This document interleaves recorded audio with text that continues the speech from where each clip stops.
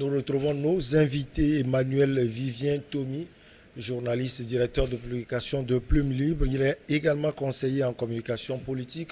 Nous retrouvons également Sana Komlan Sadio Etou, analyste économique et sociopolitique. Madame Sophia Kenyossi Adano, elle est sociologue et analyste politique. Pour la suite de Regards croisés, on va à Dakar au Sénégal. Un concert de casseroles et de klaxons a retenti mercredi soir 22 juin, de nombreuses minutes à Dakar à l'appel du principal opposant sénégalais qui cherche à défier le pouvoir à l'approche des élections législatives. On sait que beaucoup de choses se sont passées, surtout ces manifestations. La première, c'était 3 morts.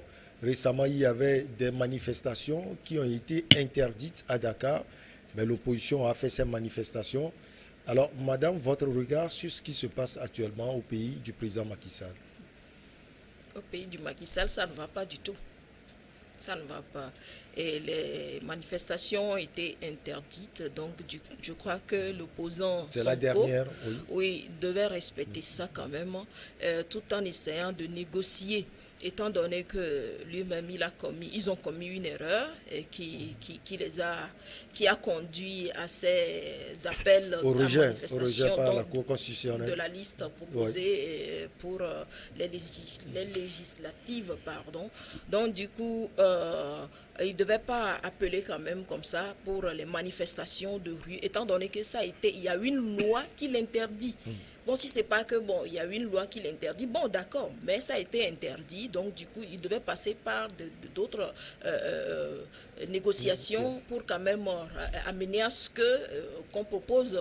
Est-ce que Macky Sall va accepter, le parti au pouvoir va accepter, ou bien les juges vont accepter à ce qu'une autre liste aussi soit proposée? Bon, je ne sais pas trop, mais quand même, il est en train de payer l'erreur commise. Mais est-ce que c'est comme ça qu'il faut réagir?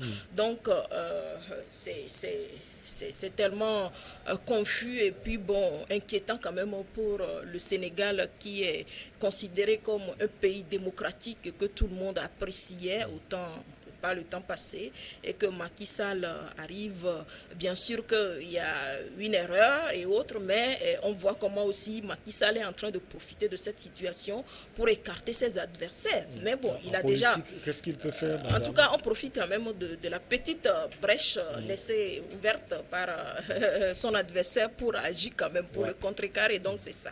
Bon, il a su profiter de ça, mais est-ce qu'il va à un troisième mandat? Bon, ses adversaires pensent que sa façon d'agir par rapport à ces décrets et autres, tout ce qui se passe, il a l'intention d'y aller. Mais si c'est ça, là, il est en train de mettre le feu au Sénégal. Là. Donc, du coup, il ne sera pas du tout apprécié. Et on a vu que même l'Union européenne est en train de rappeler Macky Sall à l'ordre pour maintenir la paix, pour pouvoir aller aux élections. Donc, du coup, je vois que ça ne montre pas quand même une bonne figure. Ça ne le met pas dans une bonne posture quand même en tant que chef et responsable président de l'Union africaine, où on conduit le peuple africain. Est-ce que c'est vraiment ce qu'on veut, si vraiment il veut aller au troisième mandat, parce que ça se voit un peu, ça se dessine, il veut aller à ça. Ça va passer par l'Assemblée nationale. Oui, et voilà, c'est ça. C'est pour cela qu'il faut contrecarrer, il faut bloquer ceux-là qui peuvent lui mettre le bâton dans les roues pour qu'il accède quand même aux parlementaires pour être majoritaire. Donc du coup, il faut qu'il fasse beaucoup attention et voir l'intérêt du peuple. Si effectivement le peuple sénégalais n'avait pas refusé à Wade et d'autres de faire le troisième mandat, est-ce que lui, Macky Sall, il serait là? Donc du coup, il faut analyser ça. Et puis, Wade est allé jusqu'au troisième mandat. C'est aux élections, Macky Sall a gagné. Oui, c'est ça. Oui, voilà, c'est ça. Donc il n'a pas fait quand même ça. Il n'a pas fait le troisième mandat, bien sûr. Mais il a été bloqué. Oui, il a été bloqué. Donc du coup, il faut rechercher toujours l'intérêt du peuple qui nous a placés, qui a mis sa confiance en nous, qui nous a placés quand même au sommet de l'État et qu'il est... Bon, voilà, en attendant, je laisse la parole à d'autres. Dans tous les cas, Sada, le Sénégal, c'est un modèle de démocratie en Afrique de l'Ouest, même en Afrique. Mais il inquiète aujourd'hui suite au rejet de la liste de Yewwi Askan-Wi. Votre regard également sur ces manifestations et surtout sur ce concert de casseroles et de klaxons à Dakar. Pour vous dire la vérité, ce rejet ne m'inquiète pas. parce que j'ai pris le soin de lire à plusieurs reprises la décision du Conseil constitutionnel concernant le recours formé par leur coalition.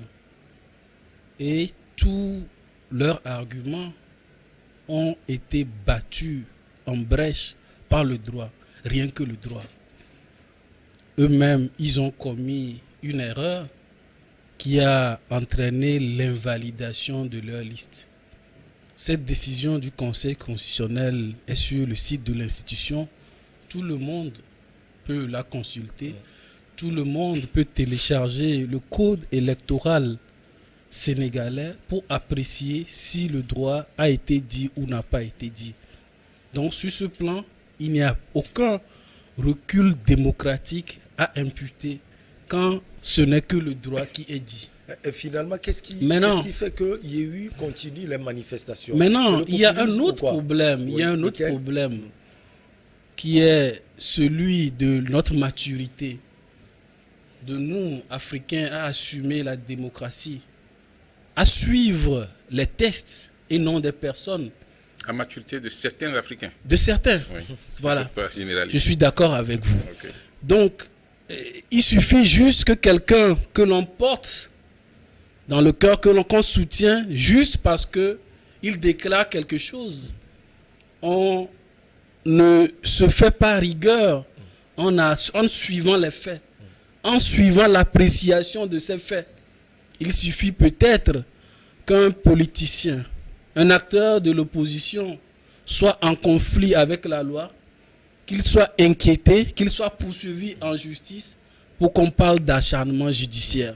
Non, je crois qu'à un moment donné, il faut qu'on suive les faits, il faut qu'on suive les tests. Et encore une fois, j'invite chacun à aller lire cette décision du Conseil constitutionnel qui explique.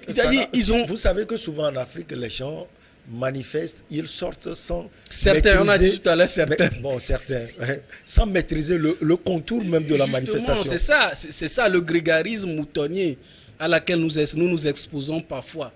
Mais je crois que cela dénote d'une certaine immaturité. Mais je crois en général, nous sommes pour la plupart des immatures.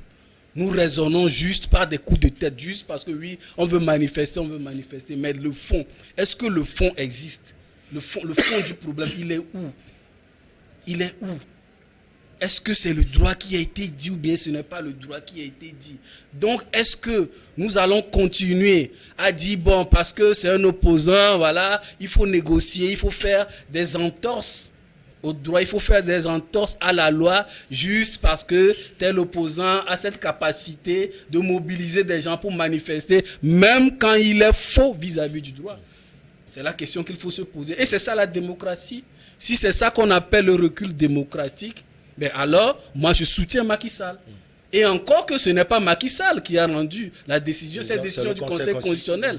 Ce n'est qu'une interprétation des faits en droit. Est-ce qu'il est indépendant? Non, c'est-à-dire la question de l'indépendance peut se poser, je suis d'accord. Ouais. Mais dans les faits, est-ce que les faits qu'on a qualifiés, qu'on a interprétés comme entraînant l'invalidation de ces listes, est-ce que les faits sont avérés? Est-ce que ce n'est que le droit qui a été dit?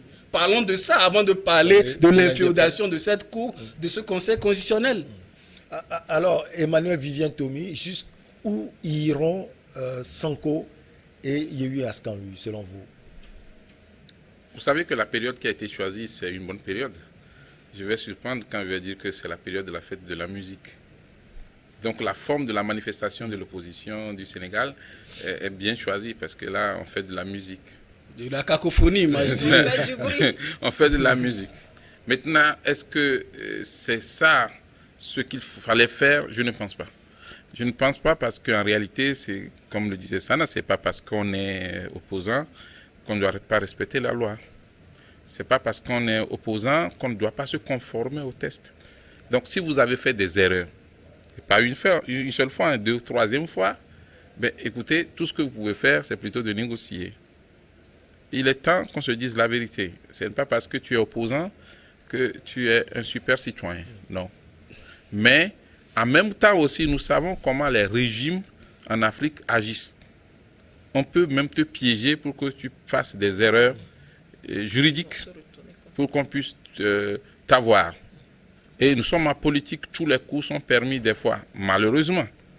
Alors aujourd'hui, quelle que soit aussi l'erreur de l'opposition, on ne peut pas admettre qu'il y ait une répression des manifestations qui cause des pertes en vies humaines ou des blessés. Les victimes sont des victimes de trop. Alors, ce qu'on peut recommander, c'est que et l'opposition du Sénégal et le pouvoir se retrouvent pour trouver une solution pérenne et durable. Alors, Emmanuel, pour certaines analyses, Sonko et Yehu Askanui ont piégé le pouvoir en place parce que Sonko sait qu'il a de la popularité, il a une force de mobilisation. Oui, mais vous savez, comme on le dit sur ce plateau, quand vous manifestez, il faut qu'on connaisse les raisons de la manifestation. Alors si ces raisons-là sont fondées, l'opinion nationale et internationale, tout le monde va vous applaudir. Mais si ces raisons ne sont pas fondées, on dit vous êtes partis juste sacrifier les innocents.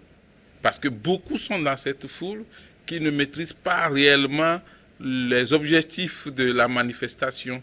Mais on sait qu'on est membre de tel parti, on est sympathisant de tel leader politique, on le suit.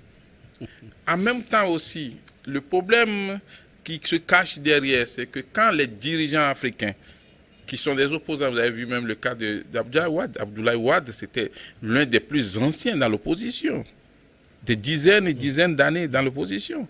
Mais quand il est devenu président, il a vite fait de faire pire que les autres. Il a voulu rester éternellement au pouvoir. Et qui en use a tendance à en abuser. Mais voilà, je crois qu'aujourd'hui, il ne faut pas qu'on se trompe. Il n'y a pas de meilleurs démocrates en politique.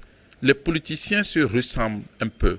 C'est parce que vous n'avez pas encore goûté au fauteuil présidentiel que vous ne savez pas la douceur de rester sur ce fauteuil-là. Quand vous y entrez dans ce palais, quand vous arrivez à vous asseoir sur ce fauteuil, on n'aime pas se lever. Voilà le problème. Donc aujourd'hui, ce n'est pas tant l'annulation de cette liste qui inquiète ou qui pousse l'opposition du Sénégal à faire ces manifestations.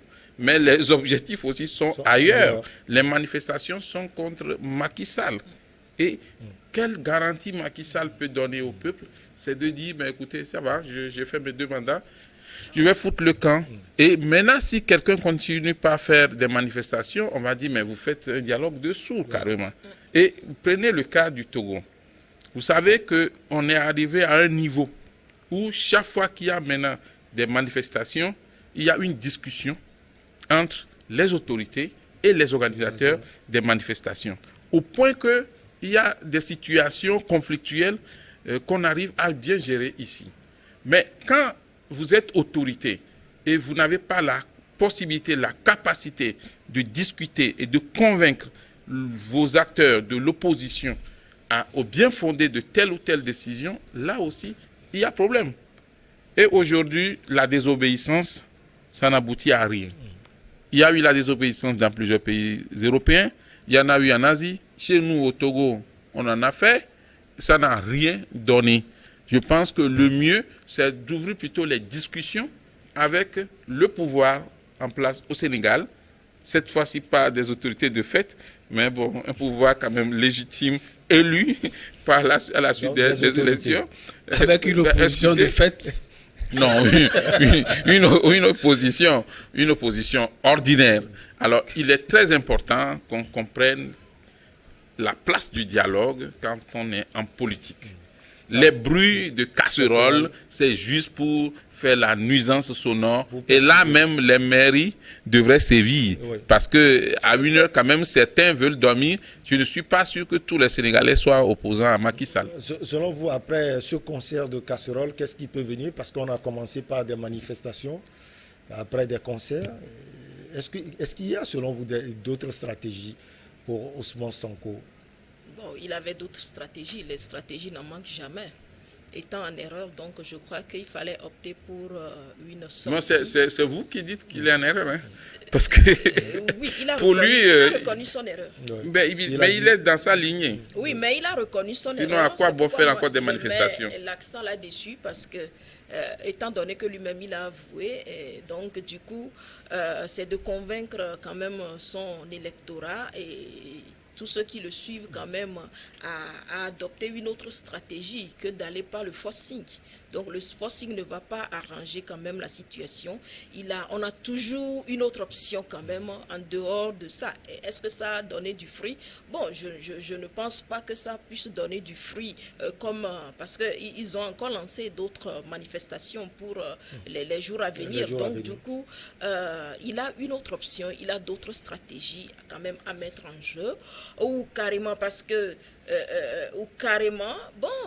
les législatives vont passer et les présidentielles sont là. Alors, Sana, dans les manifestations, on a vu des sentiments anti-français ou bien anti-politique française en Afrique. Est-ce que c'est la mode aujourd'hui ou bien l'opposition sénégalaise se cache derrière cela? Moi, je ne sais pas. Je ne sais pas pourquoi les gens affichent ça.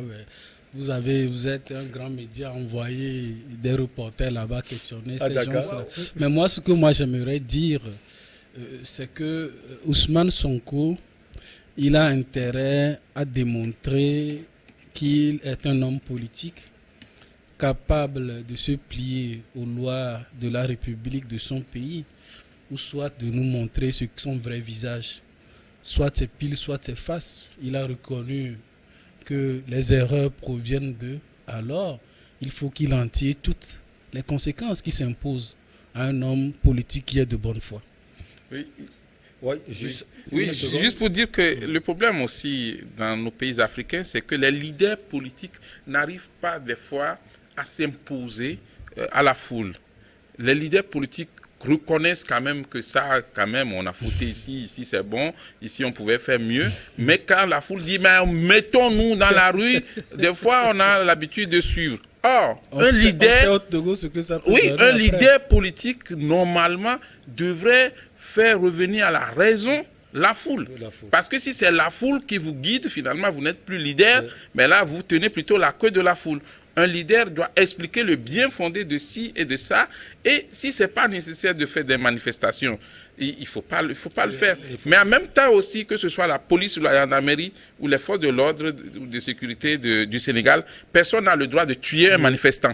Même si la manifestation est interdite et que les gens veulent outrepasser la loi, il faut utiliser les moyens conventionnels pour faire cesser ces manifestations-là. Mais tirer sur des gens, tuer des enfants du pays, ce n'est pas normal.